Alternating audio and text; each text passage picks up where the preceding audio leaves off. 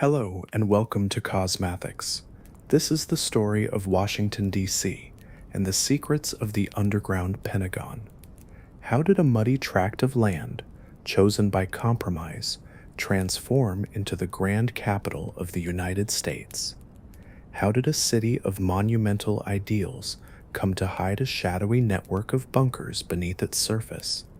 Tonight, we will unravel the epic tale of Washington, D.C., from its visionary design to its hidden depths. But before we begin, please take a moment to like the video and subscribe.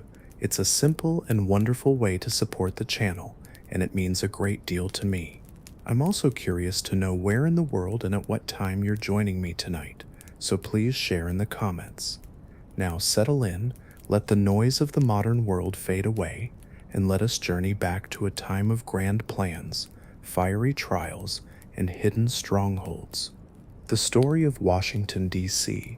begins not with conquest or ancient legacy, but with a deliberate dream forged in the fires of a young nation's struggle for unity. In the aftermath of the American Revolutionary War, which had raged from 1775 to 1783, the United States found itself a fragile confederation of states, bound loosely by the Articles of Confederation, but riven by regional rivalries, economic woes, and the lingering scars of battle against British tyranny. The war had left the new country in debt, with soldiers unpaid and states squabbling over power. It was a time when the very idea of a unified America seemed precarious, and the need for a central seat of government became not just practical but symbolic, a beacon of shared purpose amid division. The capital, wherever it would be, had to embody the ideals of the Enlightenment-inspired republic: liberty, order, and a government of the people, free from the whims of any single state or monarch. Yet, the path to creating this capital was fraught with compromise, ambition, and the harsh realities of untamed land. It was to be carved from a muddy, mosquito-infested wilderness along the Potomac River, a site chosen not for its natural bounty, but for its political neutrality and potential to bridge north and south. This improbable place, dismissed by some as a backwater swamp, would rise to become the heart of a global superpower, its monumental design reflecting the grand visions of its founders. To understand the birth of Washington, D.C., we must travel back to the turbulent years immediately following the Revolution. The Continental Congress, the governing body during the war, had wandered nomadically from city to city: Philadelphia, Baltimore, Lancaster, York, Princeton, evading British forces and seeking safe haven. This itinerant existence underscored the vulnerability of the fledgling government. A pivotal incident that crystallized the need for a permanent, independent capital occurred in June 1783, known as the Pennsylvania Mutiny. Hundreds of unpaid Continental Army soldiers, frustrated by delayed wages and pensions, marched on Independence Hall in Philadelphia, where Congress was meeting. They demanded redress, surrounding the building and creating a tense standoff. Alexander Hamilton, then a young delegate, urged the Pennsylvania state government to intervene, but Governor John Dickinson, sympathetic to the soldiers' plight, refused to summon the militia. Fearing for their safety, Congress fled to Princeton, New Jersey, on June 21, 1783. This humiliating episode exposed the dangers of relying on state hospitality. As James Madison later reflected, it showed that the national capital needed to be distinct from the states to provide for its own maintenance and safety.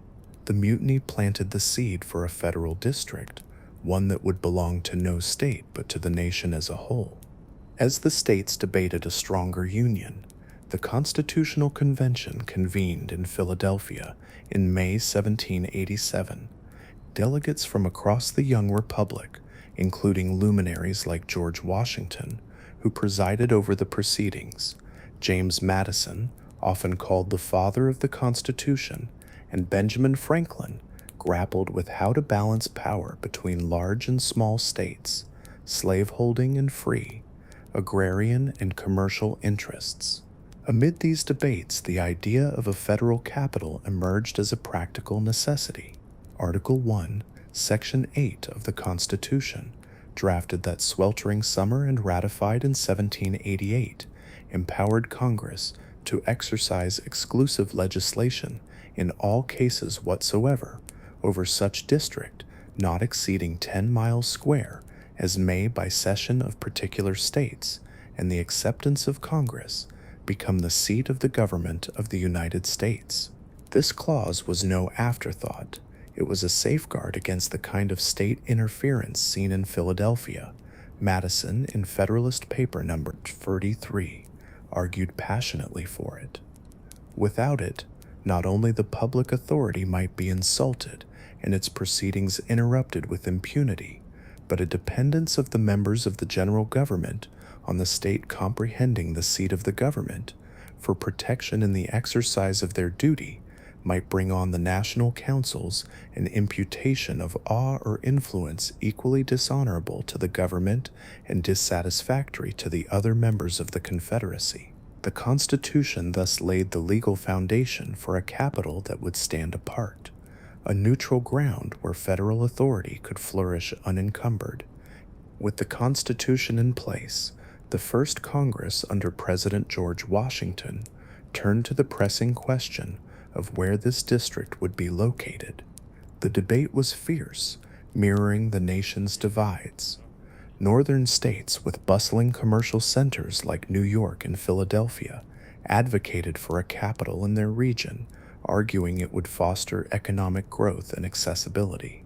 Southern states, dominated by agricultural interests and wary of northern financial dominance, pushed for a more southern site to balance power and protect their way of life, including slavery.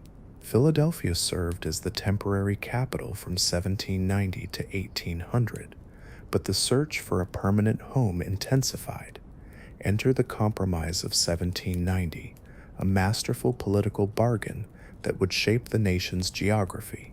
In June 1790, Secretary of State Thomas Jefferson hosted a private dinner at his New York residence, inviting Treasury Secretary Alexander Hamilton and Congressman James Madison.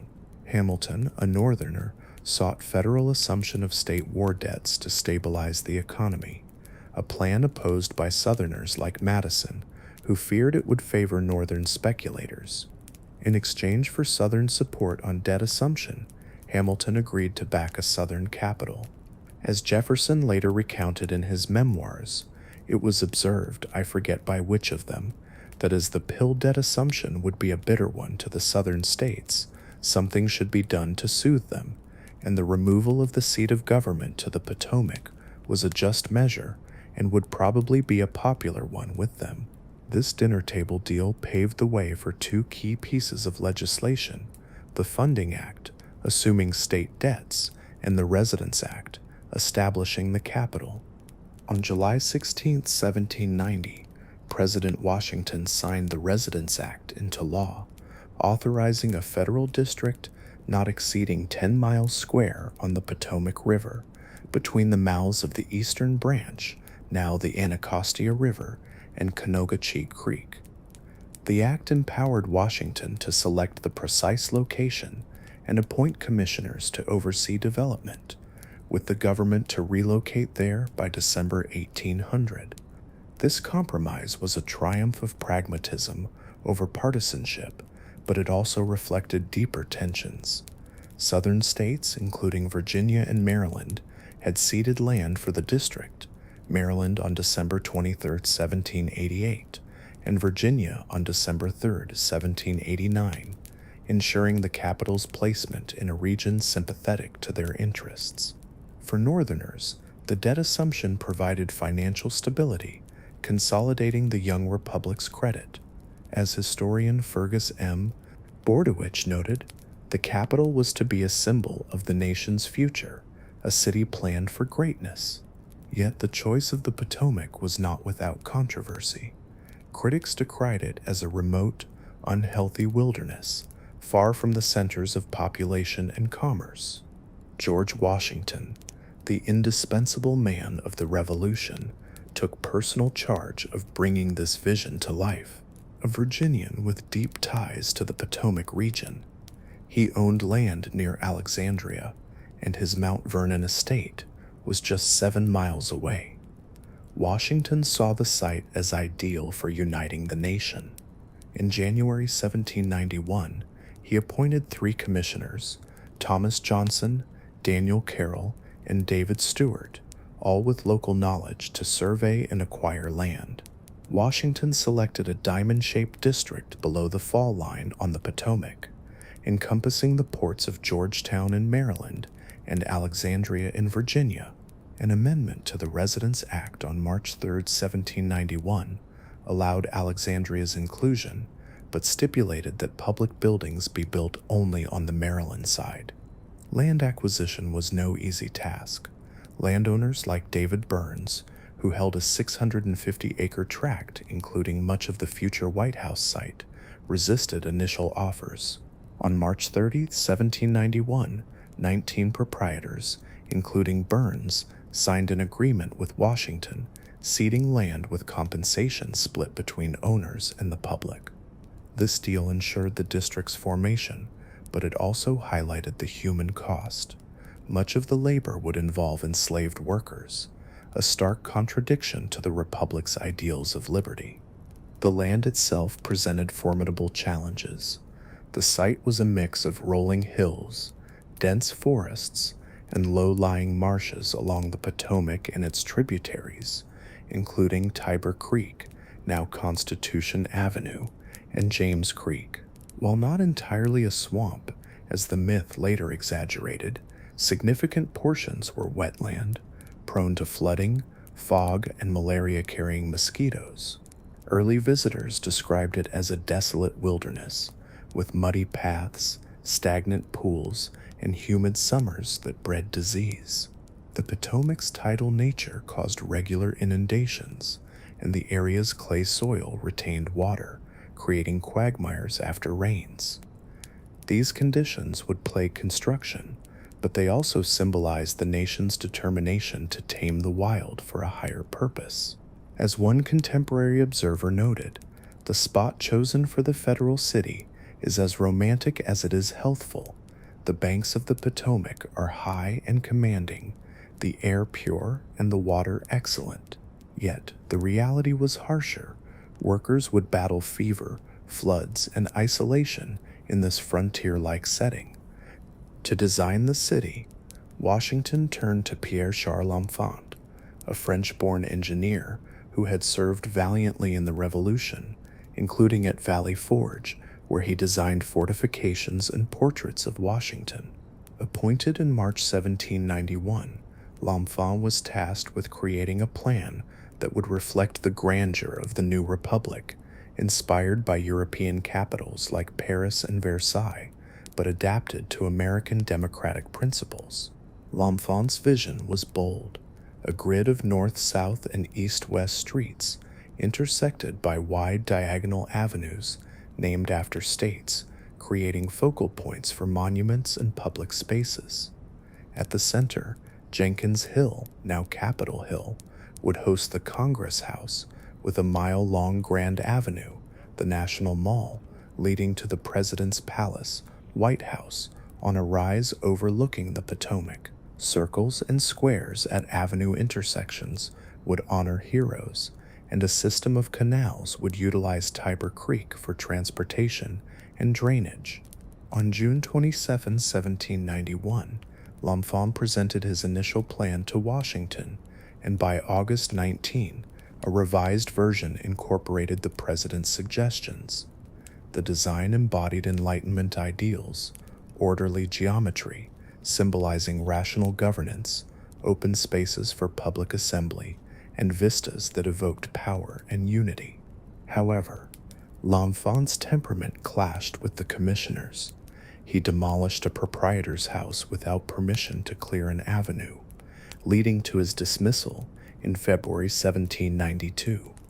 Andrew Ellicott, the chief surveyor, took over, assisted by his brothers and Benjamin Banneker, a free African-American mathematician and astronomer who helped re-establish boundary lines after L'Enfant departed with his maps.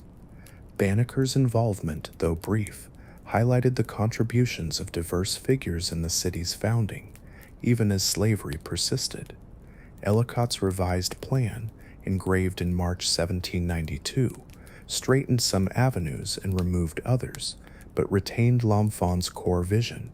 The district was officially named the Territory of Columbia in September 1791, with the city called Washington in honor of the president. Surveying the 100-square-mile district began in earnest. On April 15, 1791, the cornerstone was laid at Jones Point in Alexandria, marking the southern tip. 40 sandstone boundary markers were placed at 1-mile intervals, many still standing today.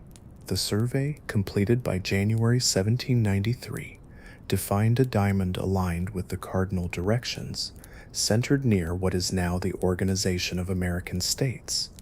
This meticulous process underscored the founders' commitment to precision and permanence. Construction commenced amid daunting obstacles. Funding came from land sales, lotteries, and congressional appropriations, but was chronically short. Laborers, including free workers, indentured servants, and enslaved people, hired from local owners, toiled in harsh conditions. The swampy terrain required filling marshes and channeling creeks, but floods often undid progress. In 1792, work began on the White House and Capitol, with the latter's cornerstone laid by Washington in a Masonic ceremony on September 18, 1793. Materials like sandstone from Aquia Creek were barged in, but delays were constant. By 1800, the city was a muddy work in progress, with fewer than 3,000 residents, scattered buildings, and unpaved streets. Yet it represented hope, a planned capital rising from wilderness to embody Republican ideals. The move to Washington in 1800 marked the vision's realization. Federal offices relocated from Philadelphia, with President John Adams arriving at the unfinished White House on November 1, 1800. Congress convened in the Capitol's North Wing on November 17, and Thomas Jefferson was inaugurated there on March 4, 1801, the first in the new Capitol. Early life was rustic. Abigail Adams hung laundry in the East Room, and malaria outbreaks were common due to the marshes. Critics mocked it as the city of magnificent distances, with vast plans but little built. But Washington, D.C. was more than bricks and mortar. It was a statement of national ambition, a city born from vision to unite a divided land. This founding story is one of human endeavor against nature and politics. The swampy challenges were real. Drainage canals were dug, land reclaimed, but the myth of a total swamp oversimplifies. Parts like the Mall area were tidal flats, requiring engineering feats that foreshadowed America's innovative spirit. Native American history adds layers. The site was part of Piscataway and Nacotchtank territories, displaced by colonial expansion. Georgetown, founded in 1751, and Alexandria in 1749, provided initial infrastructure, but the federal city was a blank slate. George Washington's role cannot be overstated. As surveyor, soldier, and statesman, he embodied the vision. His 1791 proclamation defined the boundaries, and his oversight ensured fidelity to L'Enfant's plan. Washington's death in 1799 came before completion, but his legacy endures in the city's name and design. The compromise of 1790's implications were profound. It averted early dissolution, but sowed seeds for future conflicts over slavery, as the southern location accommodated slaveholders. Slavery was legal in D.C. until 1862, with enslaved labor building the Capitol and White House, a dark irony in a city of freedom. In essence, Washington, D.C.'s birth from vision was a testament to compromise and aspiration. From revolutionary chaos to constitutional order, from dinner table deals to swampy surveys, it forged a capital that would grow into the world's power center. The city's early struggles, floods, fevers, funds, mirrored the nation's, but its planned grandeur promised a brighter future.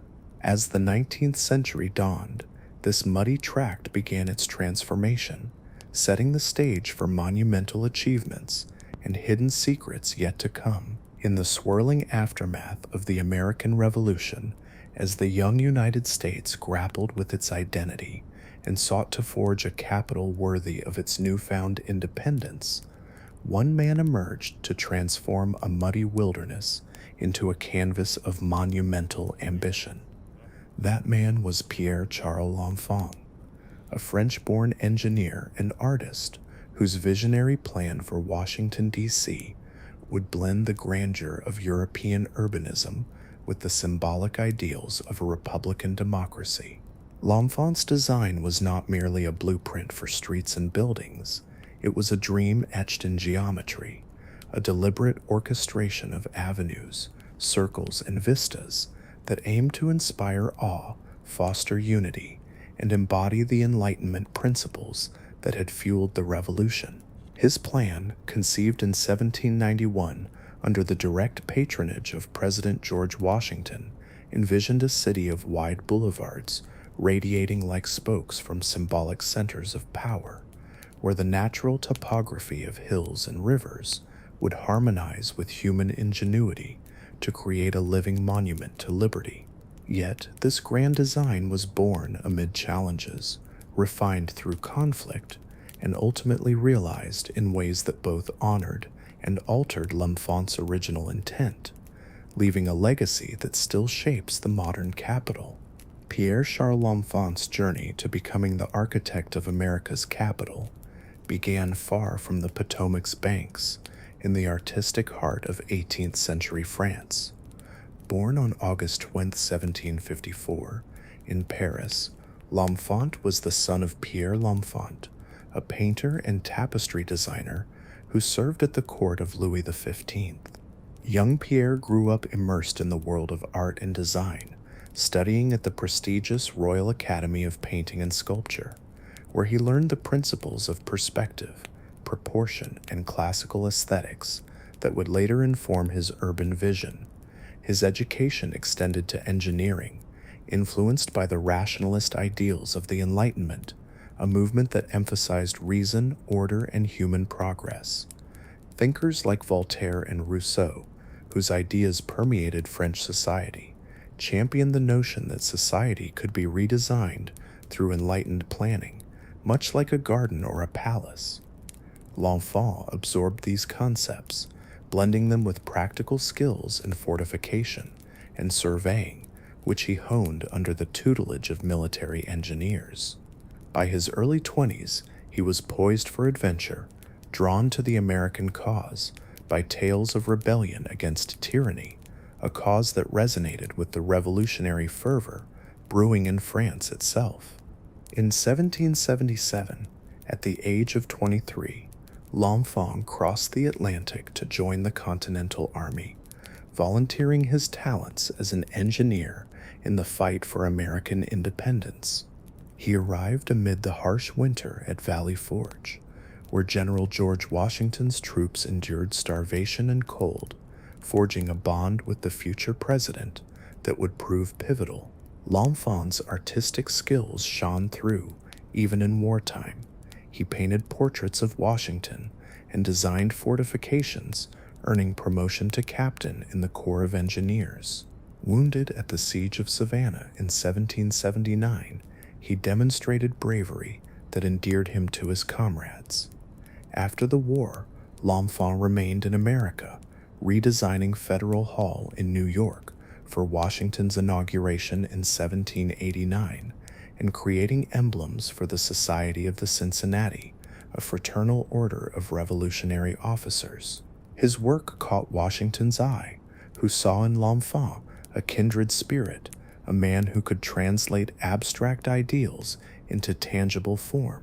When the Residence Act of 1790 authorized the creation of a federal district along the Potomac, Washington personally selected L'Enfant in March 1791 to survey the land and devise a plan for the new capital, tasking him with creating a city that would reflect the dignity and permanence of the young republic. L'Enfant approached his commission with the zeal of an artist and the precision of an engineer, viewing the 10-mile square district as a blank slate for innovation. The site, a mix of rolling hills, dense forests, and marshy lowlands between the Potomac and Anacostia rivers, presented both opportunities and obstacles.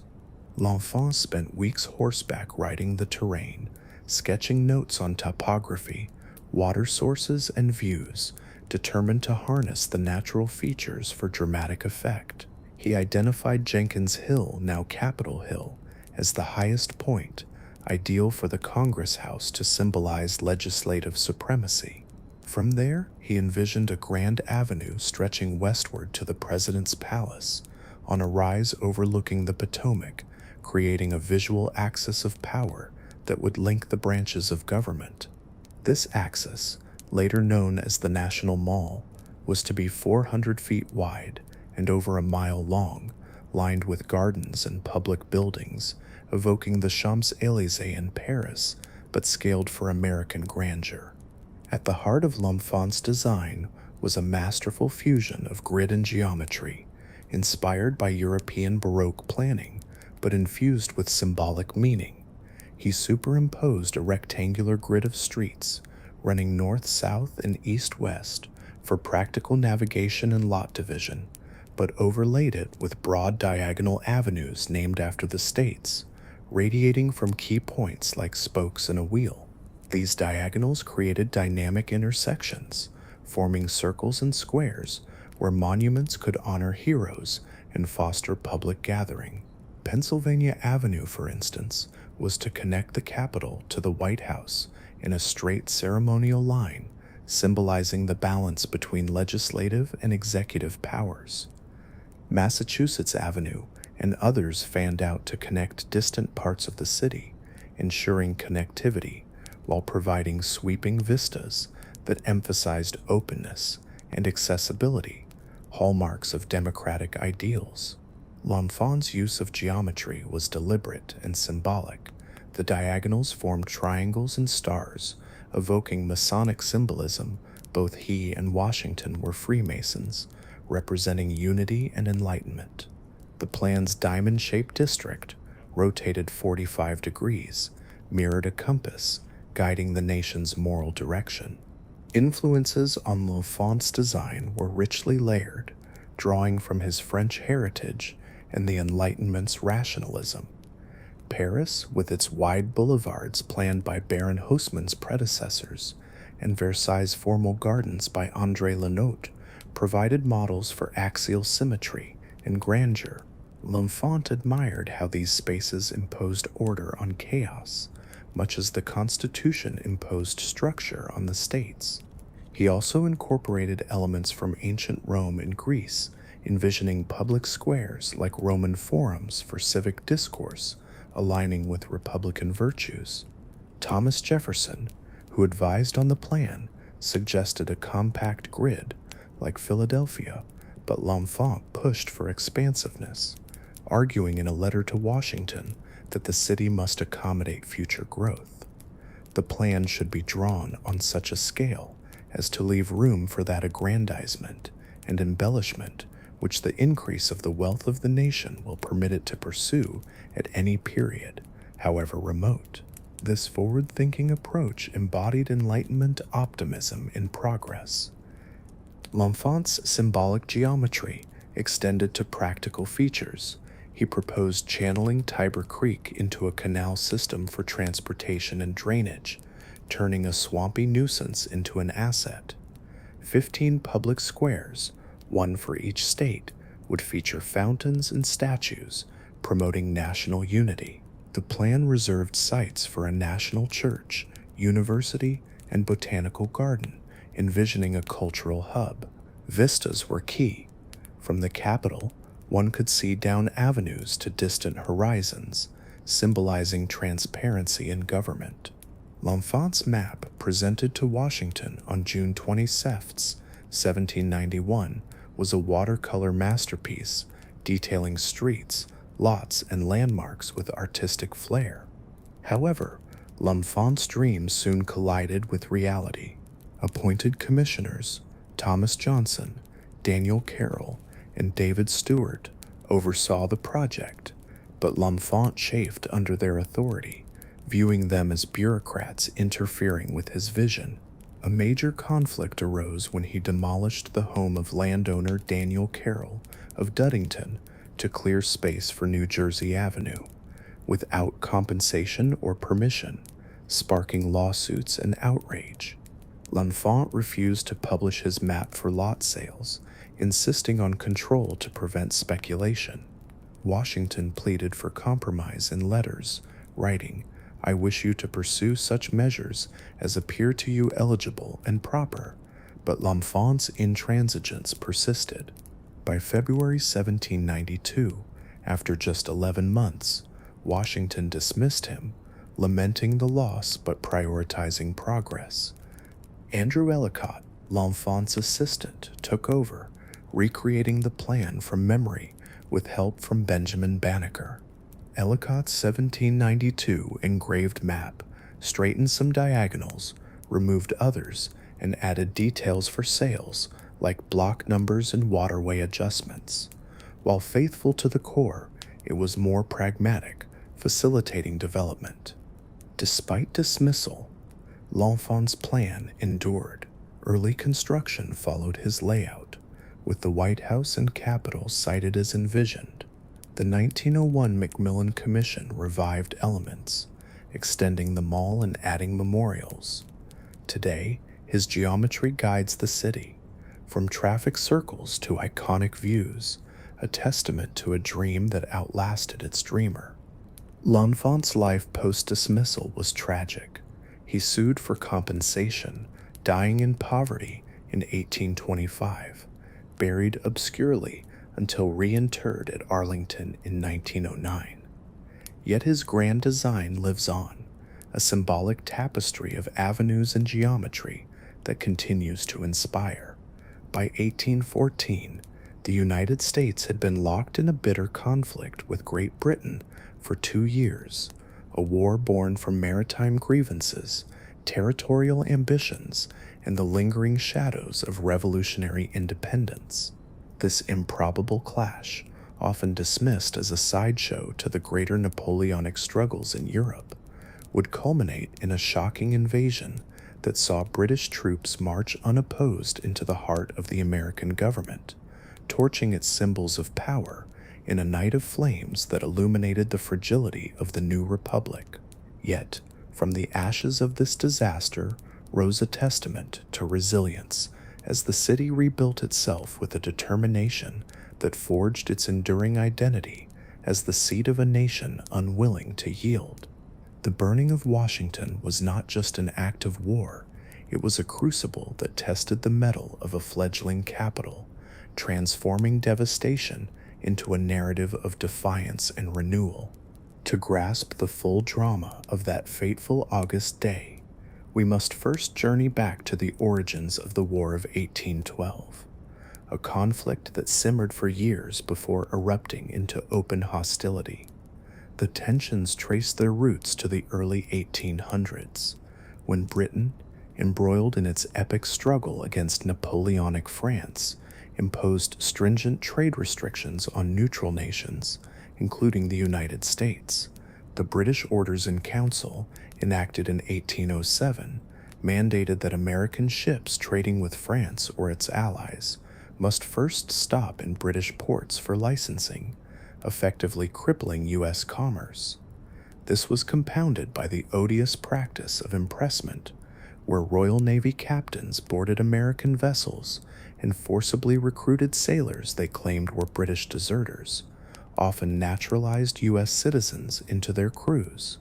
Between 1803 and 1812, estimates suggest 6,000 to 9,000 American seamen were impressed, fueling outrage across the young nation.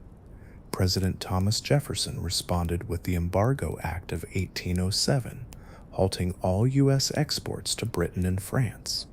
But this self-inflicted wound devastated American merchants, particularly in New England, leading to its repeal in 1809 and replacement with the Non-Intercourse Act, which targeted only the belligerents. As the embargo failed, a new generation of congressional leaders, dubbed the War Hawks, and led by figures like Henry Clay of Kentucky and John C. Calhoun of South Carolina, clamored for action. These Southern and Western politicians saw war not only as a defense of maritime rights, but as an opportunity to seize British Canada, eliminate Native American resistance in the frontier, often supported by British arms, and assert U.S. sovereignty. In the Northwest Territory, Shawnee leaders Tecumseh and his brother Tenskwatawa had formed a confederacy to resist American expansion, receiving supplies from British Canada, which further inflamed American suspicions. The Battle of Tippecanoe in November 1811, where U.S. forces under William Henry Harrison clashed with Tecumseh's warriors, was seen as evidence of British meddling, pushing the nation closer to war. By 1812, with Britain refusing to budge on impressment and trade, President James Madison, under pressure from the War Hawks, asked Congress for a declaration of war. On June 18, 1812, the measure passed narrowly, the House by 79 to 49, the Senate by 1913, reflecting deep divisions, with Federalists in New England vehemently opposed, viewing it as a needless conflict that harmed their trade interests. The war's early years were marked by American ambitions to conquer Canada, but these efforts faltered due to poor preparation, inexperienced troops, and logistical nightmares. In July 1812, General William Hull's invasion of Upper Canada ended in disaster with the surrender of Detroit without a fight, as British General Isaac Brock and Tecumseh's forces outmaneuvered him. Brock's capture of Detroit boosted British morale, but his death at the Battle of Queenston Heights in October 1812 shifted momentum. U.S. naval victories on the Great Lakes, particularly Commodore Oliver Hazard Perry's triumph at the Battle of Lake Erie on September 10, 1813, "We have met the enemy and they are ours," secured control of the lakes and enabled Harrison's victory at the Battle of the Thames on October 5, 1813, where Tecumseh was killed, shattering his confederacy. In the South, Andrew Jackson crushed the Creek Nation at the Battle of Horseshoe Bend in March 1814, opening vast lands for American settlement. However, the war's tide turned decisively in 1814 with Napoleon's abdication in April, freeing British veterans from European campaigns to reinforce North America. Britain shifted from a defensive posture to aggressive offensives, aiming to punish the U.S. for its audacity. In the Chesapeake Bay, Rear Admiral George Cockburn, a brash and experienced naval commander, had been raiding coastal towns since 1813, burning Havre de Grace and terrorizing the region. Cockburn, known for his flamboyant style and ruthless efficiency, saw Washington as a ripe target, symbolically vital, poorly defended, and accessible via the bay's rivers.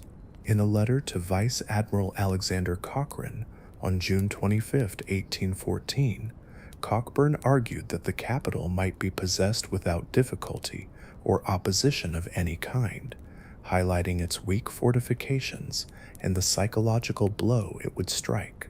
Cochrane, commanding the North American station from Bermuda, approved the plan on July 18th, ordering Cockburn to destroy and lay waste such towns and districts as you may find assailable, while sparing unarmed civilians.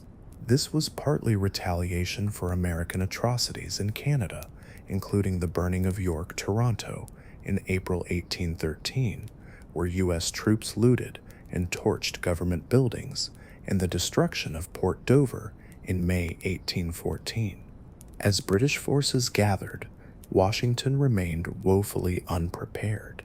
Secretary of War John Armstrong dismissed warnings, insisting the British would target Baltimore instead, a more commercial prize.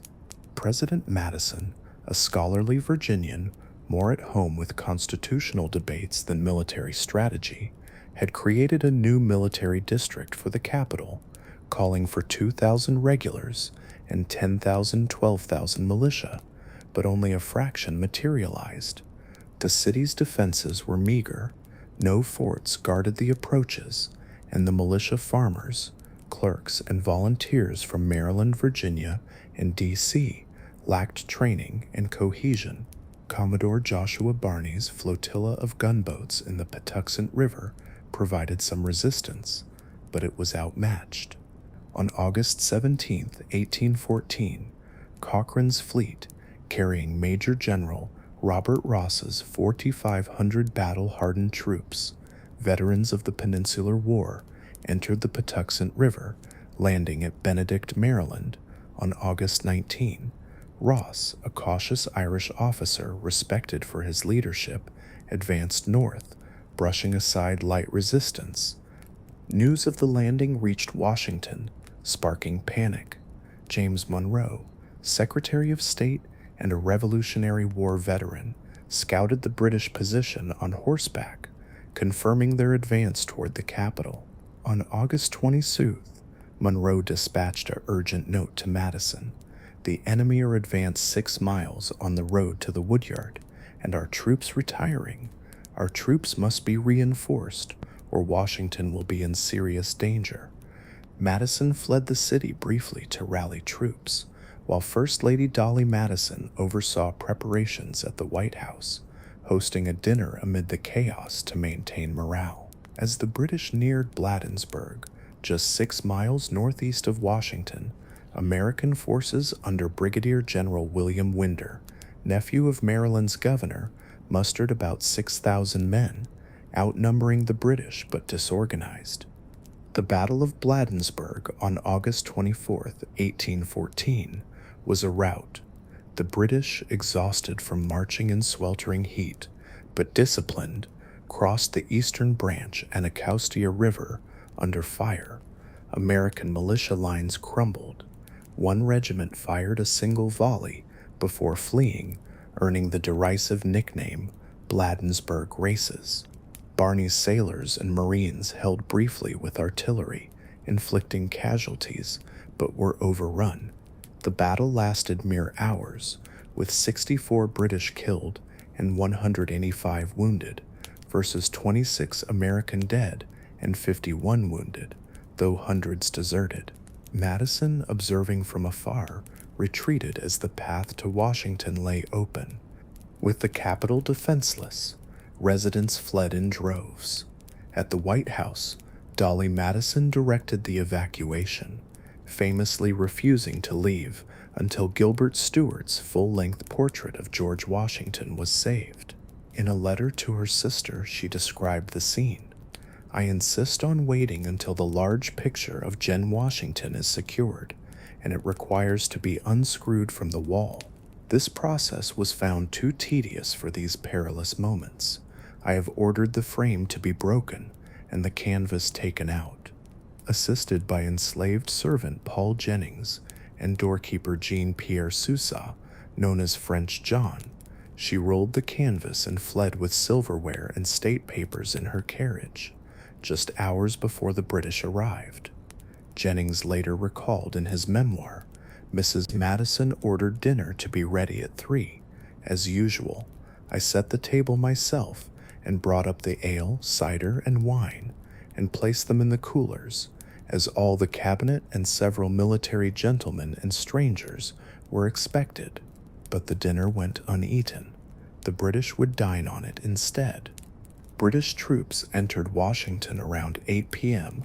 on August 24th, led by Ross and Cockburn. Their orders were to burn public buildings as reprisal, not private homes, though some looting occurred. First, they targeted the Capitol, then under construction with two wings connected by a wooden walkway.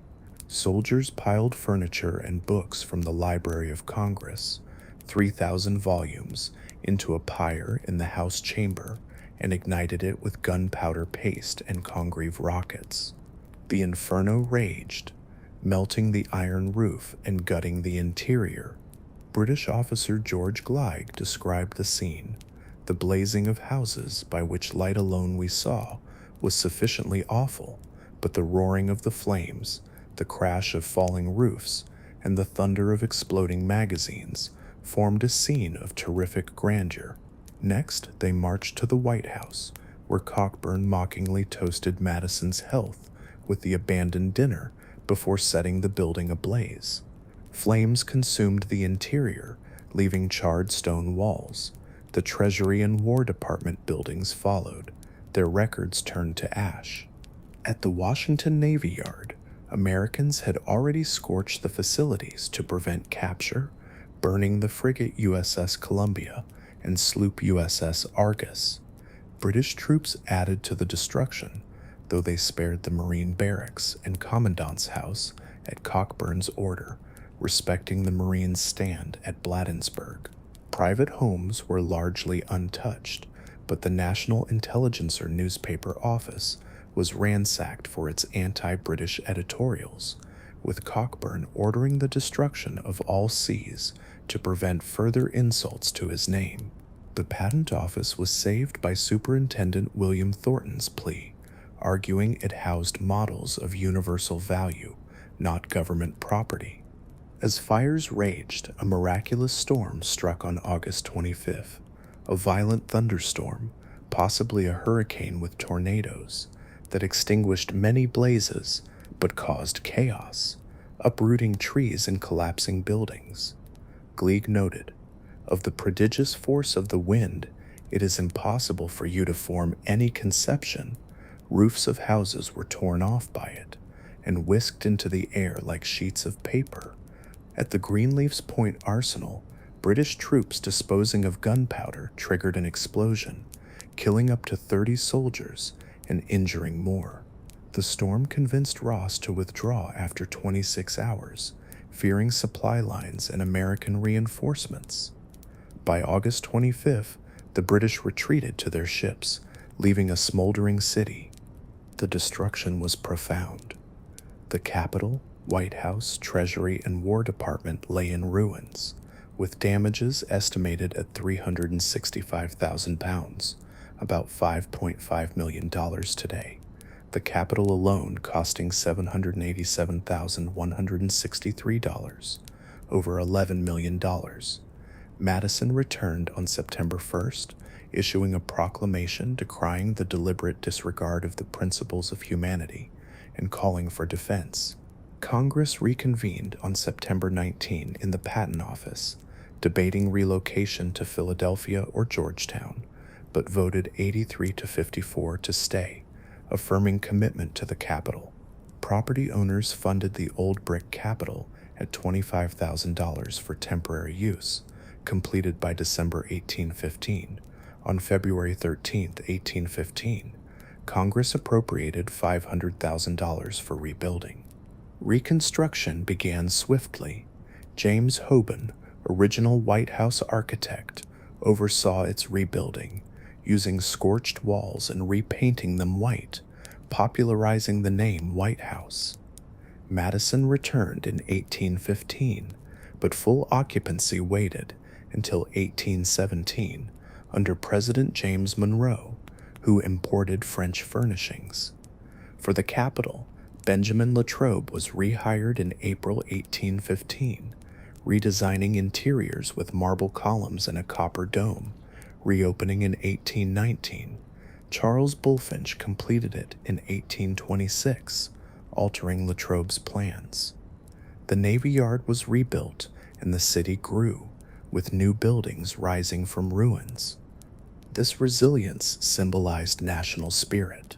The burning, though humiliating, galvanized unity, ending the war with the Treaty of Ghent on December 24, 1814, ratified February 17, 15, Jackson's victory at New Orleans on January 8, 1815, unaware of peace, boosted morale. The era of good feelings followed, with diminished partisanship and strengthened sovereignty.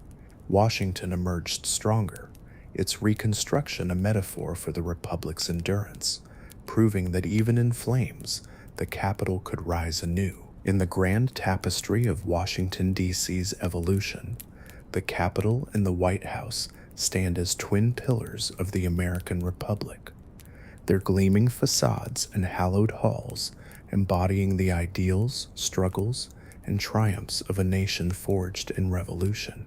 These iconic structures, born from the visionary plan of Pierre-Charles L'Enfant and raised on the muddy banks of the Potomac, were not mere buildings, but deliberate symbols of a government designed to balance power, inspire awe, and endure through the ages. The Capitol, perched atop Jenkins Hill, was conceived as the legislative heart, where the people's representatives would shape the laws of a free nation. The White House, a mile away along the ceremonial axis of Pennsylvania Avenue, was crafted as the executive's residence, a palace for a president who was no king, yet bore the weight of national leadership. Together they formed the architectural core of L'Enfant's design, their placement and purpose reflecting the Enlightenment principles of order, transparency, and civic virtue. Yet their journey from blueprint to reality was fraught with challenges: swampy terrain, funding shortages, and the labor of enslaved workers, while their histories have been marked by fire, reconstruction, and the relentless expansion of a growing nation. This is the story of how these buildings became the heart of American power, their walls bearing witness to centuries of debate, crisis, and celebration, and how they shaped the identity of a capital that became the world's stage. The origins of the Capitol and White House trace back to the founding of Washington, D.C., a city born from the political compromise of 1790, when northern and southern states agreed to place the capital along the Potomac River in exchange for federal assumption of state debts.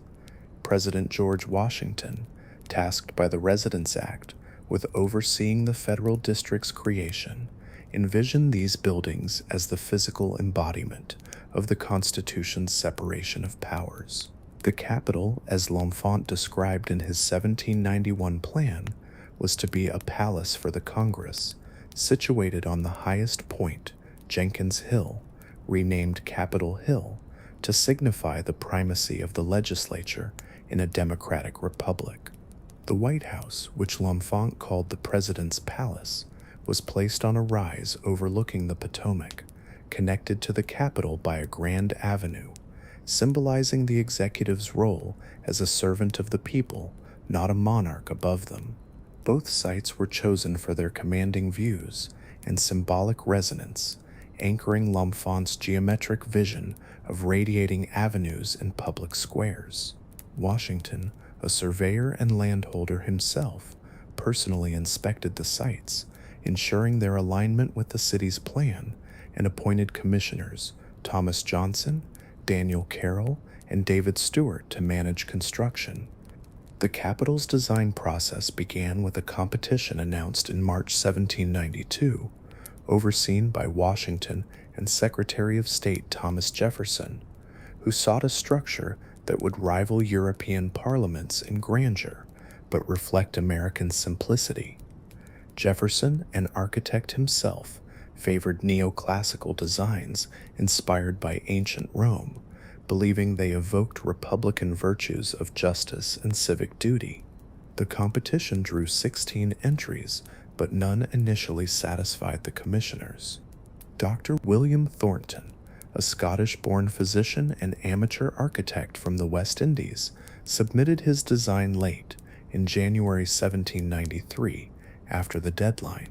His plan, featuring a central rotunda flanked by two wings for the House and Senate, captivated Washington with its elegance and practicality.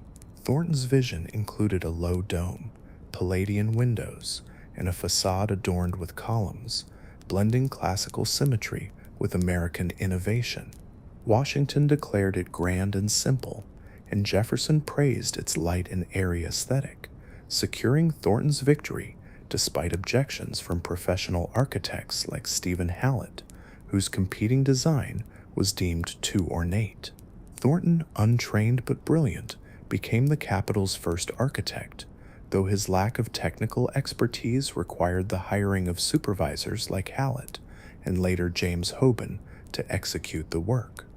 The White House competition ran concurrently, with 9 submissions reviewed by the same commissioners. James Hoban, an Irish immigrant trained in Dublin's architectural circles, won with a design inspired by Leinster House in Ireland and Georgian mansions like Kettleston Hall in England. His plan featured a rectangular, 3-story building with a pedimented entrance, balanced windows, and a restrained neoclassical style that avoided monarchical excess. Washington admired its sufficiently spacious and convenient layout, but suggested adding a 3rd story and expanding the footprint to ensure future presidents had ample space. Hoban's design, finalized in July 1792, incorporated these changes, creating a residence that was stately yet approachable, embodying the democratic ideal of a leader accessible to the governed. Construction of both buildings began in 1793, under daunting conditions. The federal district was a wilderness of marshes, forests, and clay-heavy soil, with Tiber Creek flooding regularly and malaria plaguing workers. Funding was scarce. Congress allocated minimal funds, relying on land sales and lotteries that often fell short. The Capitol's cornerstone was laid on September 18, 1793, in a Masonic ceremony led by Washington, who wore full Masonic regalia and used a silver trowel to set the stone, symbolizing the Republic's foundational ideals. The White House's cornerstone followed on October 13, 1792, also with Masonic rites, reflecting the era's fraternal traditions. Materials posed another hurdle. Sandstone from Aquia Creek, Virginia, was quarried for both buildings' facades, but its porous nature required constant maintenance.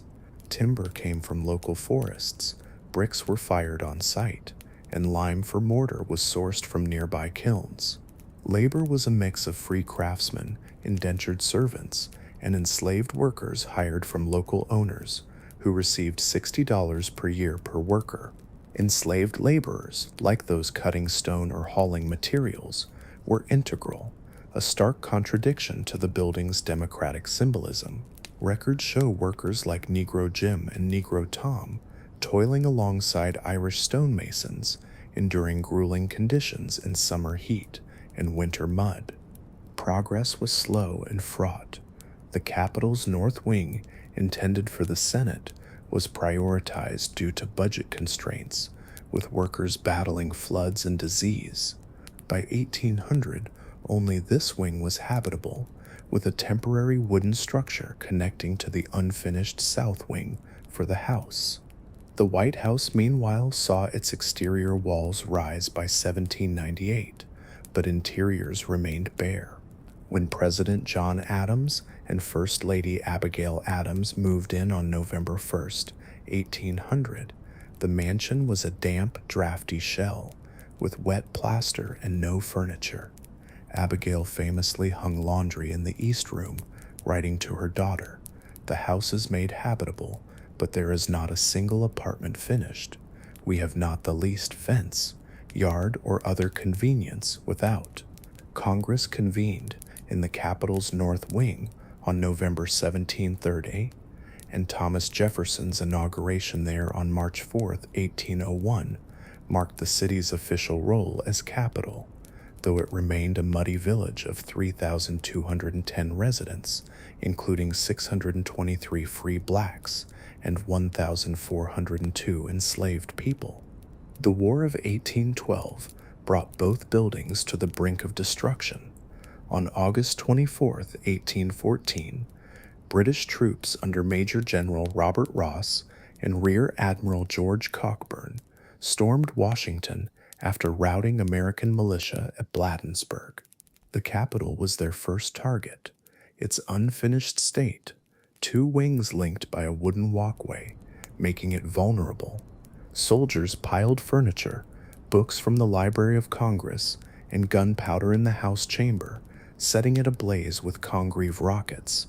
The fire consumed interiors, melting iron plates and cracking sandstone. The White House followed, with British officers dining on President James Madison's abandoned meal before torching it, leaving only charred exterior walls. Dolly Madison's heroic effort to save George Washington's portrait became legend, though the fire destroyed much else, including early furnishings.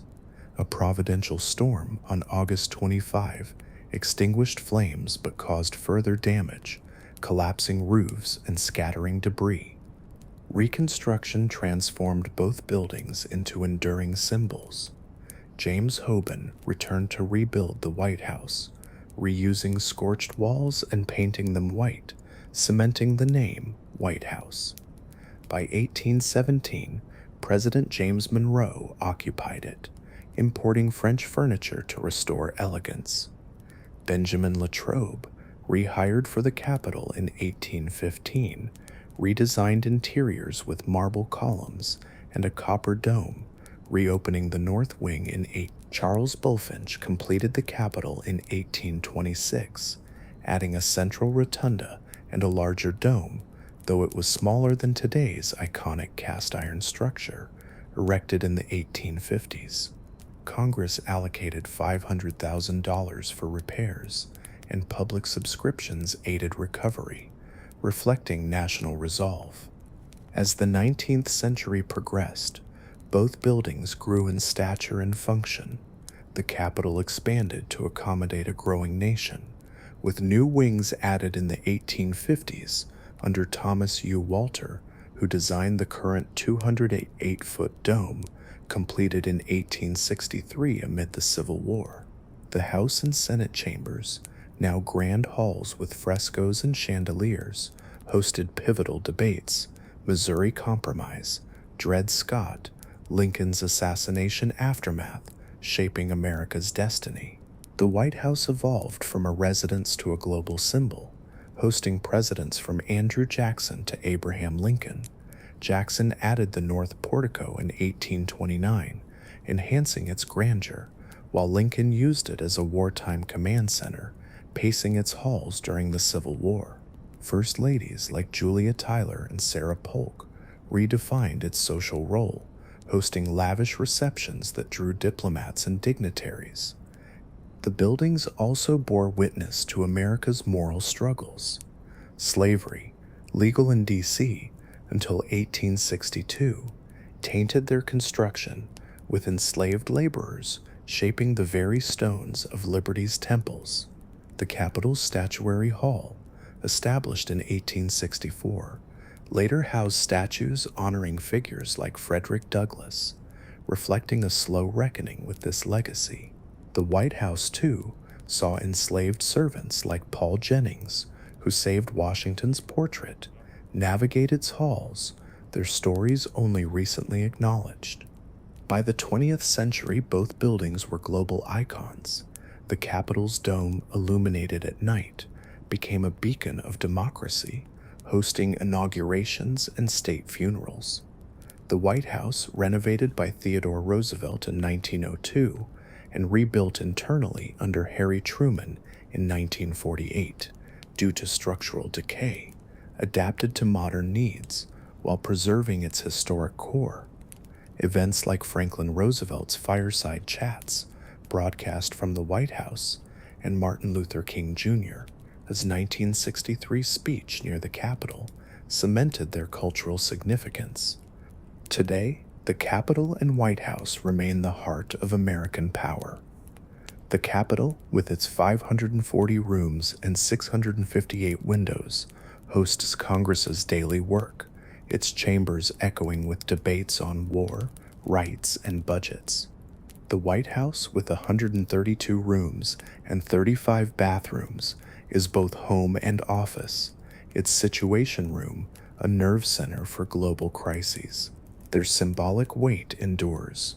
January 6, 2021, saw the Capitol stormed, a reminder of their vulnerability, yet it resumed session hours later, proving resilience. From l'enfant's dream to modern challenges, these buildings embody America's story, their stones and halls a testament to a nation's enduring heart. The origins of this underground fortress trace back to the late 1940s, a time when the United States and the Soviet Union were locked in a deadly ideological struggle.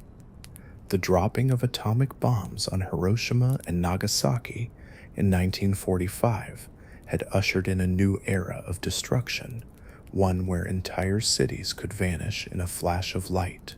American leaders, haunted by the vulnerability of their surface-level command structures, began to envision a network of hidden bunkers that could protect the machinery of government from total annihilation.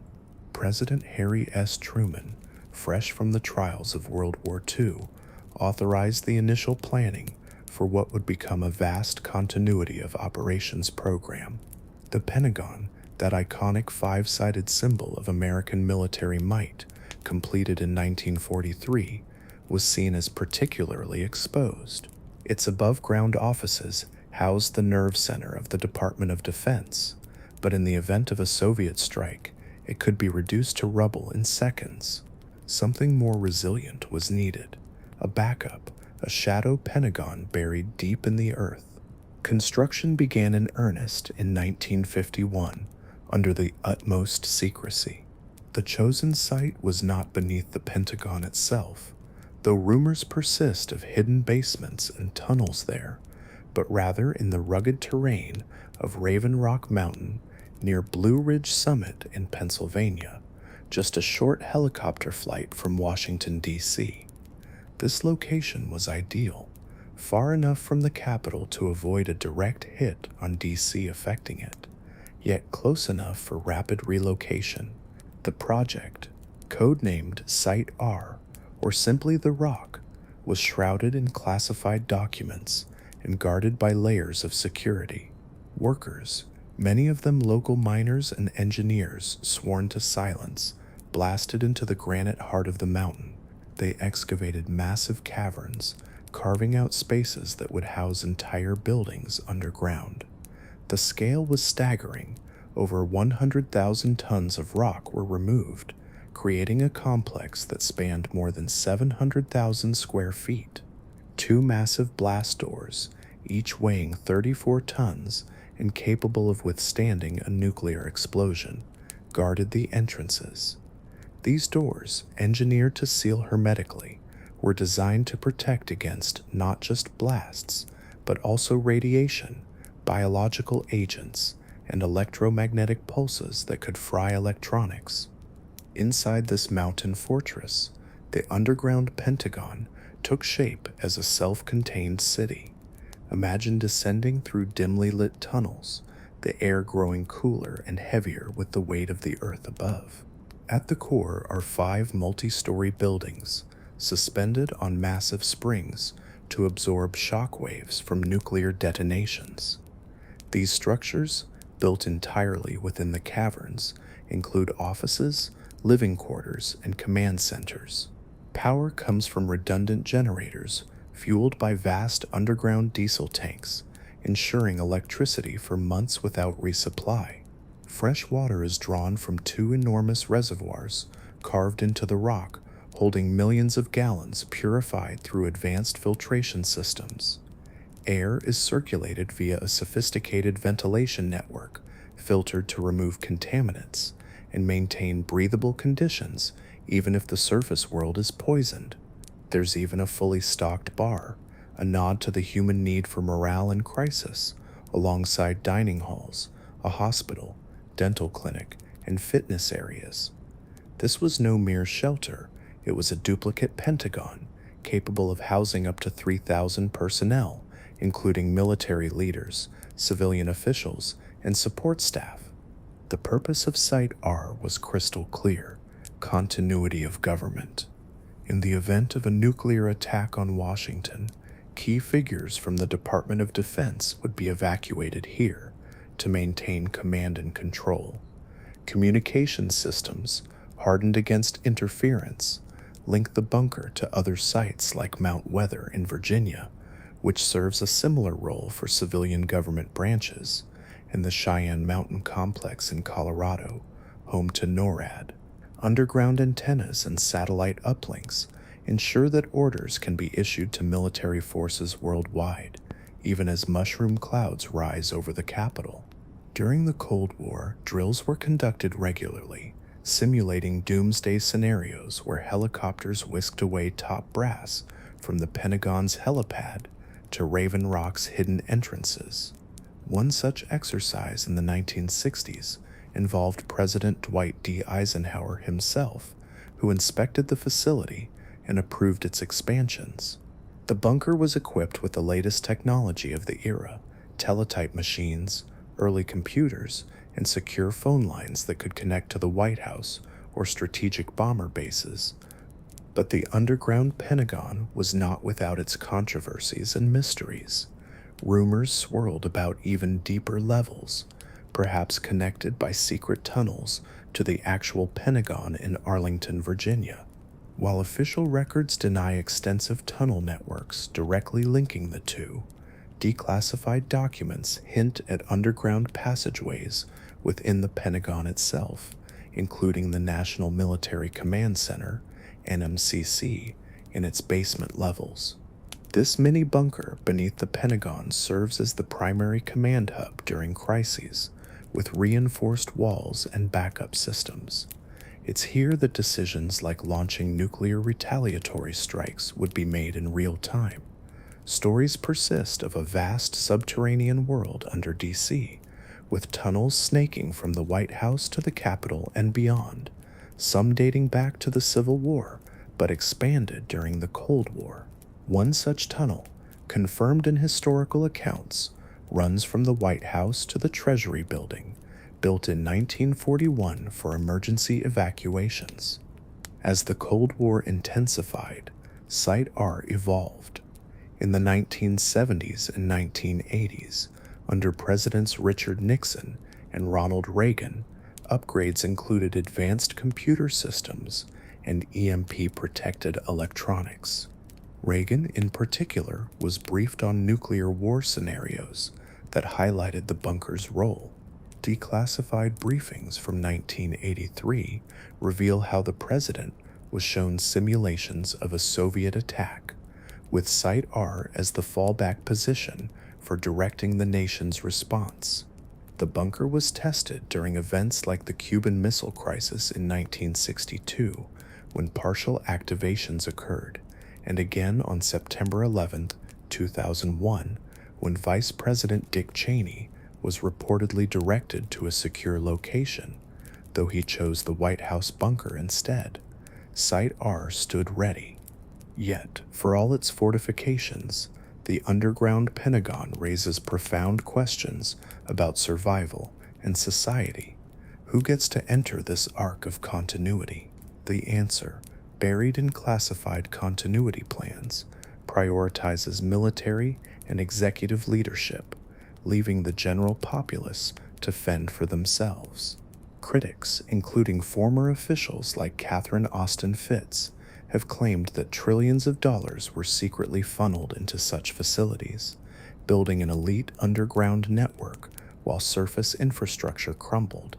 These allegations, though unproven, fuel conspiracy theories about doomsday bunkers for the powerful, echoing fears from the Cold War era when ordinary Americans built backyard fallout shelters in vain hope. Today, in 2025, Site R remains operational, though much of its Cold War mystique has faded with declassifications. It's now part of the broader Defense Department's resilient infrastructure, adapted for modern threats like cyber attacks and climate disasters. Visitors are rare, Tours are restricted to authorized personnel, but those who have glimpsed inside describe a sterile, echoing world of fluorescent lights and humming machinery, a far cry from the chaos it was built to escape. The underground Pentagon stands as a testament to human foresight and folly, a hidden fortress ensuring that even in the ashes of apocalypse, the gears of power might grind on. As we emerge from this subterranean tale, we turn our gaze to the shadows above ground, where another layer of secrecy has defined the capital for centuries. The city of spies, espionage, and intrigue in the capital. Washington, D.C., with its gleaming white marble facades and stately avenues, presents an image of transparency and democratic ideals. But beneath this veneer lies a city steeped in shadows, a labyrinth of whispers, coded messages, and clandestine meetings. From its earliest days as the nation's capital, D.C. has been a hotbed of espionage, where spies, double agents, and intelligence operatives weave through the corridors of power. This is the story of the city of spies, where secrets are currency, betrayal is a constant risk, and the fate of nations has often hung on a pilfered document or a midnight rendezvous. Our journey begins in the turbulent era of the Civil War, when the young capital became a battleground not just of armies, but of intrigue. In 1861, as the United States fractured into North and South, Washington, D.C. found itself perilously close to Confederate lines. The city, still a muddy, unfinished swamp in many parts, buzzed with Southern sympathizers. Spies lurked in high society, none more infamous than Rose O'Neal Greenhow, a widow and socialite with deep ties to Southern aristocracy. Greenhow hosted lavish parties in her home near Lafayette Square, charming politicians and military officers alike. But her true allegiance was to the Confederacy. Using her network of informants, she gathered intelligence on Union troop movements. In July 1861, she smuggled a coded message to Confederate General P.G.T. Beauregard, revealing details of the Union's advance toward Manassas. This tip contributed to the South's victory at the First Battle of Bull Run, the war's opening clash. Union authorities, led by Detective Alan Pinkerton, eventually arrested her, but even from prison, Greenhow continued spying, using secret signals from her window. Her story epitomizes D.C.'s dual nature, a place of elegant diplomacy by day, treacherous plotting by night. As the war raged, espionage evolved. The Union established the Bureau of Military Information, a precursor to modern intelligence agencies, under Pinkerton's guidance. Spies like Elizabeth Van Lew, a Richmond abolitionist with contacts in D.C., ran underground networks smuggling slaves and information. Confederate agents, meanwhile, plotted assassinations and sabotage from hidden safe houses in the capital. One daring plot involved John Wilkes Booth, whose conspiracy to kidnap President Abraham Lincoln morphed into the fateful assassination at Ford's Theater in 1865. Booth's network included D.C. residents, highlighting how the city's proximity to the front lines made it a spy's paradise. Tunnels beneath the city, some dating to the capital's construction, were rumored to aid escapes, though most were for drainage rather than drama. The post-Civil War era saw D.C.'s spy game quiet, but the World Wars reignited it. During World War I, German agents operated from embassies, sabotaging U.S. neutrality efforts. The infamous Black Tom explosion in 1916, which damaged the Statue of Liberty, was traced to German spies with D.C. connections. But it was World War II that transformed the capital into a global espionage hub. With the creation of the Office of Strategic Services in 1942, under Wild Bill Donovan, D.C. became home to America's first centralized intelligence agency. OSS headquarters in Foggy Bottom trained agents in tradecraft, lockpicking, forgery, and psychological warfare. Spies like Julia Child, yes, the future chef, worked in OSS files, while others parachuted into occupied Europe. The war's end brought no peace to DC's shadows. The Cold War dawned, pitting the US against the Soviet Union in a battle of ideologies and secrets. The capital swarmed with KGB agents embedded in embassies and think tanks. The Rosenberg case exploded in 1950 when Julius and Ethel Rosenberg, accused of passing atomic secrets to the Soviets, were arrested. Their network included DC-based diplomats and scientists. Alger Hiss, a State Department official, was convicted of perjury in a spy scandal that divided the nation, fueling McCarthyism's witch hunts.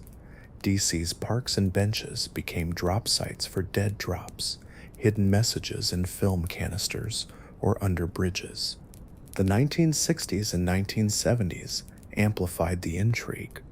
The CIA, headquartered just across the Potomac in Langley, Virginia, but with deep DC ties, orchestrated operations like the Bay of Pigs invasion from Foggy Bottom offices. Watergate, the 1972 break-in at the Democratic National Committee headquarters, exposed domestic spying by Nixon's plumbers, leading to his resignation. Daniel Ellsberg leaked the Pentagon Papers from D.C., revealing Vietnam War deceptions. Soviet defector Yuri Nosenko, debriefed in secret safe houses, provided insights into KGB operations. The modern era has only deepened DC's spy legacy. The 1980s saw the year of the spy, with arrests like John Walker, a Navy officer who sold secrets to the Soviets for 18 years, and Aldrich Ames, a CIA counterintelligence officer turned mole, whose betrayals led to the execution of U.S. assets. Ames lived in Arlington, commuting to Langley, his treachery uncovered in 1994. The post-9/11 world birthed the Department of Homeland Security and expanded NSA surveillance, with D.C. as the epicenter. Edward Snowden's 2013 leaks exposed mass data collection, sparking global debate. Chinese espionage has surged, with hacks on government networks traced to D.C. embassies. Russian interference in the 2016 election involved cyber spies and disinformation, probed by Mueller's investigation. Today, D.C. remains the spy capital. The International Spy Museum, opened in 2002 and relocated to L'Enfant Plaza in 2019, chronicles this history with artifacts like Enigma machines and hidden cameras. But real intrigue persists. FBI stings catch foreign agents in Georgetown cafes, while cybersecurity battles rage in unseen digital tunnels. The city of spies endures, a place where every handshake could conceal a dagger, and secrets shape history's course. As we leave the shadows of espionage, we step into the light of remembrance, exploring the monumental legacy that defines the soul of the capital. A monumental legacy, the National Mall and beyond, stretching like a grand avenue of memory from the steps of the Capitol to the banks of the Potomac. The National Mall stands as the beating heart of Washington, D.C.'s monumental legacy. This vast green expanse, dotted with marble tributes to heroes and ideals, is more than a park. It's a living chronicle of America's triumphs, struggles, and aspirations. Here, amid the cherry blossoms and echoing speeches, hidden histories whisper from the stones, revealing layers of meaning often overlooked by the casual visitor. This is the story of the mall and beyond, where monuments serve as mirrors to the nation's soul, reflecting glory and grief in equal measure.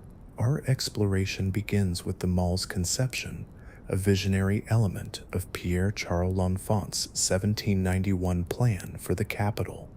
L'Enfant imagined the mall as a grand avenue lined with gardens and public buildings, symbolizing the young republic's Enlightenment ideals. But for decades, it was a neglected swamp used for grazing and markets. The 19th century brought transformation. The Washington Monument, begun in 1848 to honor the first president, rose as an obelisk of Egyptian inspiration, though funding woes and the Civil War delayed completion until 1880. At 555 feet, it was the world's tallest structure, its marble facade hiding a cornerstone laid by Freemasons and interior stairs etched with donors' names. Hidden within a time capsule of artifacts, including a Bible and coins, sealed in 1848. The mall's evolution accelerated in the 20th century with the Macmillan Plan of 1902, which cleared slums and envisioned a neoclassical paradise. The Lincoln Memorial, dedicated in 1922, anchors the West End. This Greek temple-like structure, with its 36 columns representing the Union States, houses Daniel Chester French's seated Lincoln, gazing eternally toward the Capitol. But beneath the grandeur lies controversy. The dedication was segregated, with black attendees relegated to the back. Marian Anderson's 1939 concert here, after being denied Constitution Hall due to race, foreshadowed civil rights triumphs. Inscribed on the walls are the Gettysburg Address and Second Inaugural, but a hidden typo in the latter, future, misspelled as Easter, was corrected subtly. Flanking the reflecting pool, the Vietnam Veterans Memorial, 1982, offers a stark contrast. Maya Lin's black granite walls, etched with 58,000 names, descend into the earth like a wound. Controversial at first for its non-traditional design, it now draws millions who leave mementos, letters, medals, photos at its base. Hidden history. The names are chronological, not alphabetical, symbolizing the war's timeline, and a diamond marks confirmed deaths, a cross for missing. The Korean War Veterans Memorial, 1995, features 19 stainless steel soldiers trudging through a juniper jungle, their reflections creating 38 figures for the parallel. Etched on a granite wall, freedom is not free. Lesser known, the soldiers' faces are based on real veterans, and the memorial includes a pool of remembrance honoring the dead. The World War II Memorial, 2004, at the mall's midpoint, honors 16 million who served with 56 pillars for states and territories, 2 arches for Atlantic and Pacific theaters, and a freedom wall with 4,048 gold stars for the fallen. Subtle secret, Braille on the pillars lists battle names, and the fountain's design evokes crashing waves. Beyond the mall, monuments extend the legacy. The Jefferson Memorial, 1943, on the tidal basin, mimics Monticello's dome, with Jefferson's statue amid excerpts from the Declaration of Independence. Hidden, a 5th panel added in 1975 corrects an edited quote. The Franklin Delano Roosevelt Memorial sprawls across 4 rooms for his terms, with waterfalls symbolizing crises. Controversy, FDR in a wheelchair, added later to reflect disability advocacy. The Martin Luther King Jr. Memorial, 2011, carved from Stone of Hope, quotes King's speeches. Debate arose over a paraphrased quote, later removed. The African American Museum, 2016, with its bronze lattice evoking Yoruba art, houses artifacts like Harriet Tubman's hymnal and Emmett Till's casket, uncovering suppressed histories. Hidden beneath it all, DC's underground echoes. Archaeological digs on the mall reveal Native American sites and enslaved quarters, reminding us of erased narratives. The Smithsonian's castle hides tunnels connecting museums, once used for storage but whispering of secret transports. The mall has witnessed history: the 1963 March on Washington, where King dreamed aloud, anti-war protests, inaugurations, and insurrections. In 2021, Barrier's post-Capitol riot scarred its lawns, symbolizing division. Washington, D.C. in 1861 was a city of contrasts: grand ambitions, etched in unfinished buildings, muddy streets teeming with soldiers, politicians, and an undercurrent of suspicion. The Confederacy, eager to strike at the Union's heart, established a spy network right under President Abraham Lincoln's nose. Southern sympathizers, many embedded in high society, turned drawing rooms into dens of conspiracy. None embodied this more vividly than Rose O'Neal Greenhow, a widow whose charm masked a razor-sharp mind devoted to the South. Known as the Wild Rose, Greenhow hosted glittering parties in her home across from Lafayette Square, where senators and generals mingled over wine and confidences. But her true vocation was intelligence gathering. Using a cipher system of her own design, she encoded messages in seemingly innocuous letters, passing details of Union troop movements to Confederate forces. In July 1861, her tip about the advance on Manassas helped secure the South's victory at the First Battle of Bull Run, a stunning upset that shook the North. Detected by Alan Pinkerton, the Union's pioneering detective, Greenhow was arrested and confined to her home, dubbed the Old Capitol Prison. Even then, she signaled accomplices from her window with handkerchiefs and candles, a testament to her unyielding resolve. Her eventual exile to the South and tragic drowning while running the blockade in 1864 cemented her as a Confederate legend, but her activities exposed D.C.'s vulnerability as a spy haven. On the Union side, espionage was equally daring. Elizabeth Van Lew, a Richmond abolitionist with ties to D.C., ran a sophisticated network from her Virginia mansion, smuggling information and aiding escaped slaves. Posing as eccentric Crazy Bet, she visited Confederate prisons with food baskets hiding secret messages in hollow eggs or under pie crusts. Her reports reached Washington via couriers who traversed enemy lines, providing Lincoln with crucial insights into Southern plans. Van Lew's greatest coup was placing a spy in Jefferson Davis's White House, where a freed slave relayed overheard conversations. Meanwhile, Timothy Webster, a Pinkerton agent, infiltrated Confederate circles in Baltimore and Richmond, posing as a secessionist courier. His reports foiled assassination plots against Lincoln, but betrayal led to his capture and execution in 1862, the first spy hanged in the war. These stories illustrate how D.C., perched on the border of loyalty, became a cauldron of covert operations, with tunnels under the Capitol rumored to aid escapes, though most were mere drainage systems repurposed in folklore. As the war dragged on, intelligence evolved. Pinkerton's Bureau of Military Information, a forerunner to modern agencies, employed scouts, balloonists for aerial reconnaissance, and female operatives like Pauline Cushman, an actress-turned-spy who toasted Jefferson Davis on stage to gather troop data. Confederate agents like Belle Boyd, the siren of the Shenandoah, seduced Union officers for secrets, earning her multiple arrests.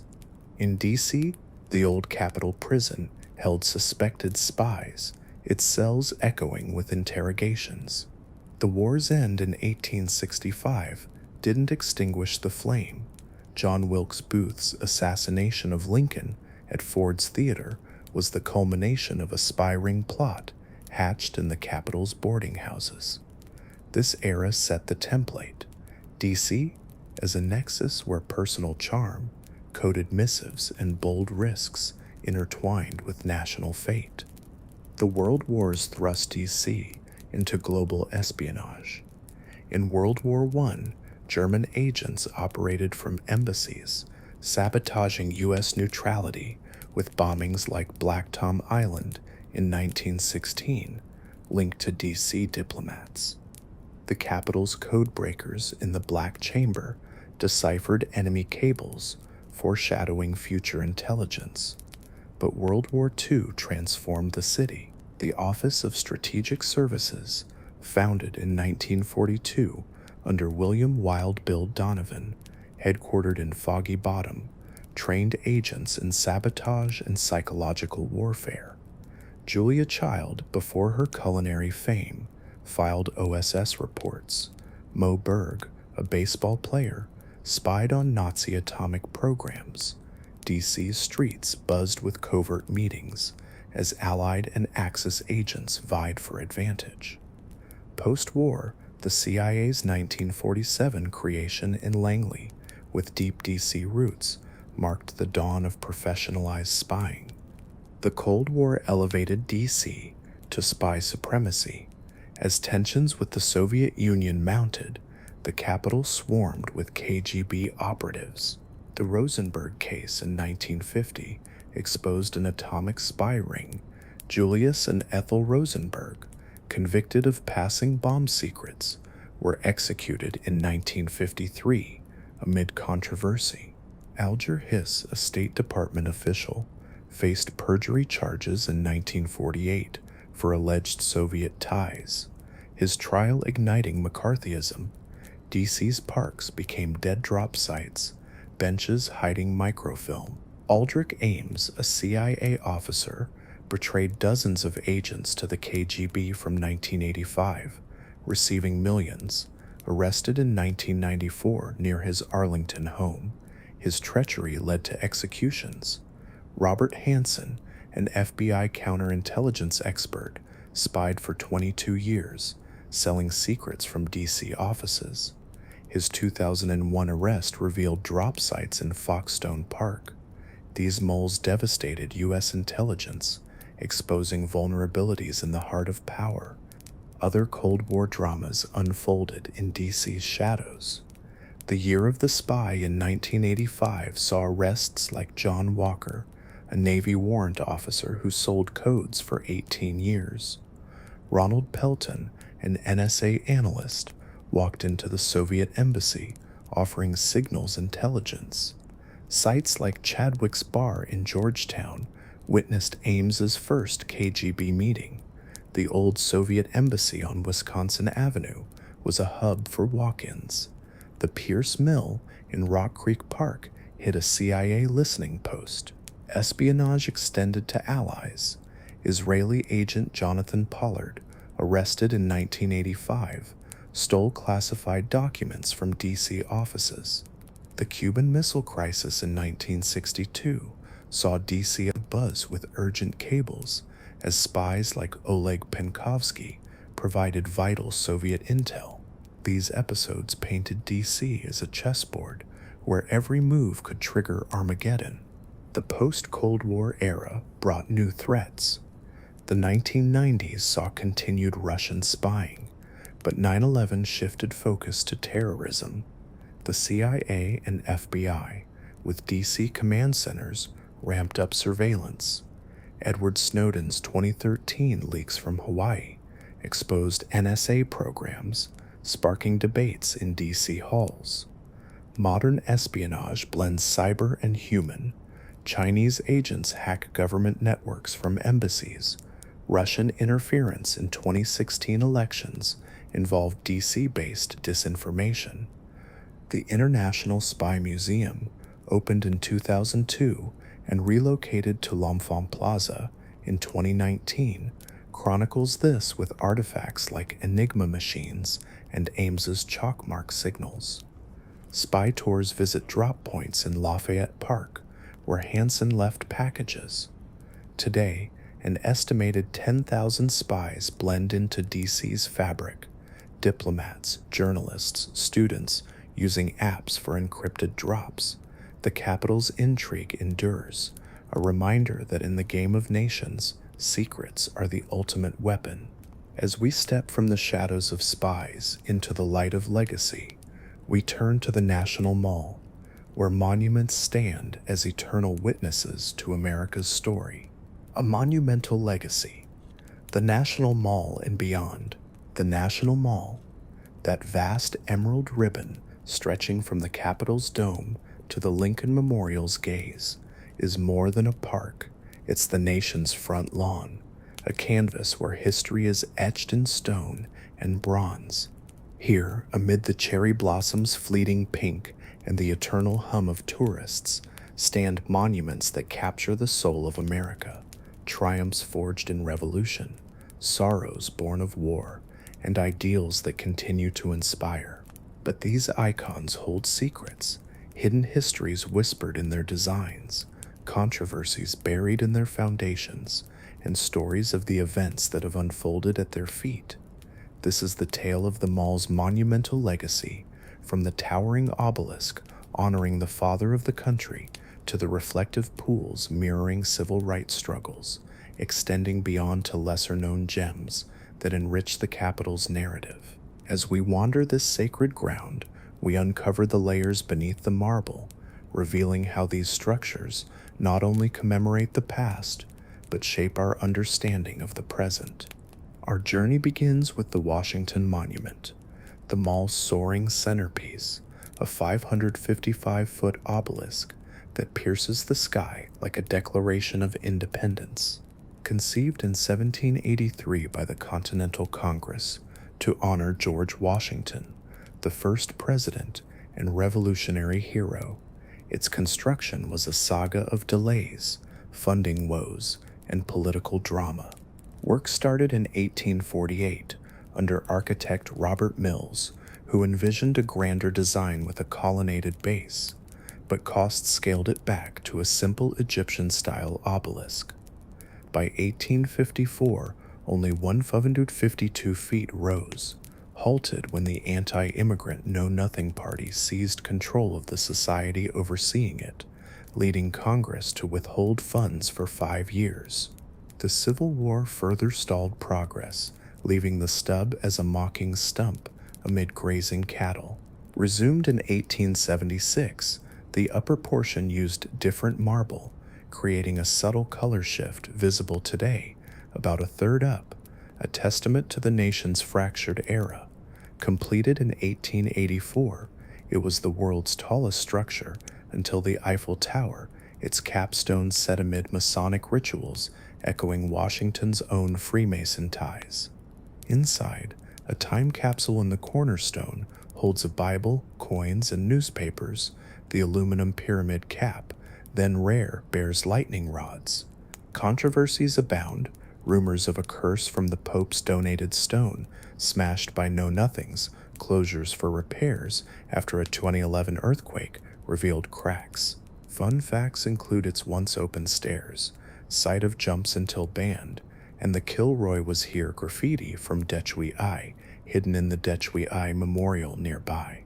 The monument symbolizes resilience, standing sentinel over inaugurations and protests, its shadow aligning with the White House on solstices.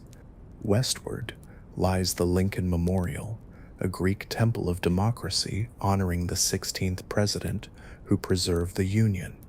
Dedicated in 1922, 57 years after his assassination, it was designed by Henry Bacon with Daniel Chester French's 19-foot seated Lincoln carved from Georgia marble, gazing toward the Capitol.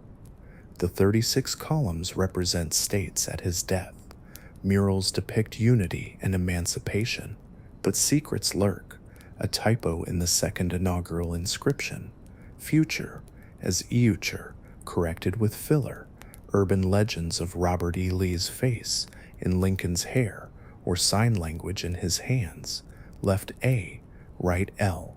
Controversy marked its segregated dedication, where black attendees were sidelined, presaging Marian Anderson's 1939 concert after racial denial elsewhere, a prelude to civil rights.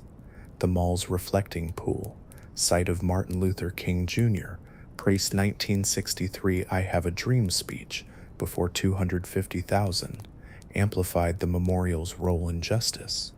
Protests here include Vietnam War rallies, where veterans tossed medals, and the 2020 Black Lives Matter marches. Lesser known, the Underground Museum beneath, displaying construction photos and artifacts, often overlooked. South, on the tidal basin, stands the Thomas Jefferson Memorial, a neoclassical rotunda evoking Monticello, completed in 1943 amid wet UE rationing. John Russell Pope's design features a 19-foot bronze Jefferson amid Declaration excerpts, but controversy arose over cherry trees felled for construction, sparking Cherry Tree Rebellion protests, where women chained themselves to trunks.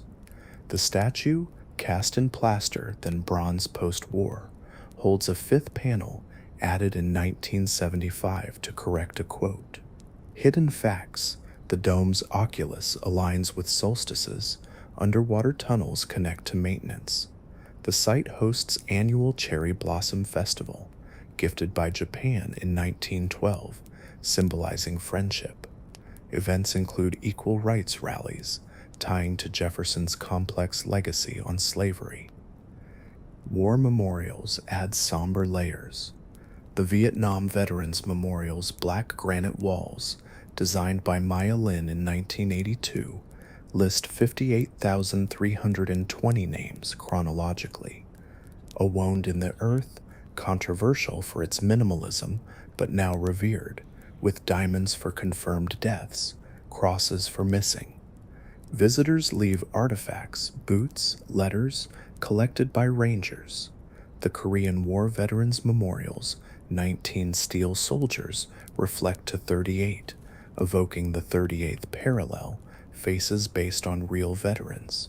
The Wapso Y Memorial's 56 pillars and 4,048 stars honor states and fallen, Braille battle names, Kilroy graffiti. FDR Memorial's 4 rooms cascade with waterfalls, statue and wheelchair added after advocacy. MLK Memorial's Stone of Hope, quote speeches, quote controversy led to removal. Beyond the mall, hidden gems, the District of Columbia War Memorial for WWI locals, Temperance Fountain's controversial design, Bridge Tender's house, archaeological digs reveal native sites, enslaved quarters. The mall has hosted Women's March 2017, Million Man March 1995, anti-war protests 1960s-70s, Labor Day rallies, veteran gatherings, barriers post-January 6, 2021, scarred its lawns, symbolizing division. The mall's legacy is dynamic, a place where history breathes. From suffrage parades to climate strikes, it amplifies voices. As night falls on these stones, they stand as guardians of memory, inviting reflection on America's journey. And so our story of Washington, D.C. and the secrets of the Underground Pentagon comes to a close. It has been a true pleasure to be your guide through this city, born from vision, forged in fire, pulsing with power, and veiled in mystery. Thank you for listening. Until our next journey into the past, I wish you a calm and peaceful night.